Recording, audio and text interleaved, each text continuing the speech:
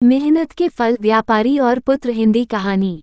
बहुत समय पहले की बात है। एक व्यापारी के यहाँ कई वर्षों के बाद पुत्र का जन्म हुआ था। इसलिए माता पिता अपने बच्चे को बहुत प्यार करते थे। अधिक लाड प्यार से उनका लड़का बिगड़ गया था। जैसे जैसे वह बड़ा होता गया उसके फिजूल खर्चे की आदत भी बढ़ती गई। पुत्र को सुधारने के लिए माता पिता ने अनेक प्रयत्न किए, परंतु इससे कोई भी लाभ नहीं हुआ। एक दिन पिता ने पुत्र से कहा, बेटे, मेरे पास जो कुछ है वो सब तुम्हारा ही तो है, लेकिन एक शर्त है, तुम्हें इस बात का प्रमाण देना होगा कि तुम भी धन कमा सकते हो। तब तक मेरे संपत्ति से तुम्हें एक पैसा भी नहीं मिलेगा। पिता के इस व्यवहार से पुत्र को बहुत दुख हुआ। उसने निश्चय किया, मैं इस बात का प्रमाण जरूर दूंगा कि मैं भी धन कमा सकता हूँ। अगले दिन वह लड़का काम की तलाश में निकला। घूमते घूमते एक साहूकार के यहाँ ठेला खींचने का काम मिल गया।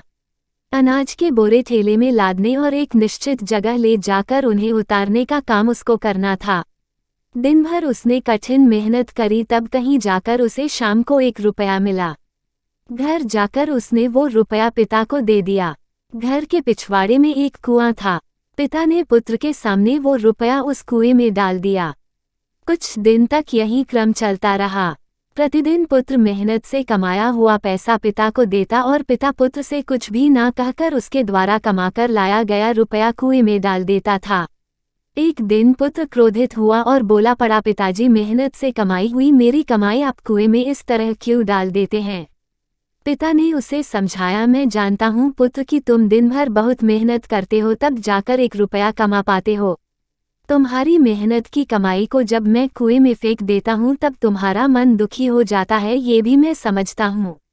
बेटा, अब तुम भी समझ गए होगे, जब तुम मेरे कमाए हुए पैसे धन को निरंतर बर्बाद कर रहे थे तब मेरी क्या दशा होती होगी।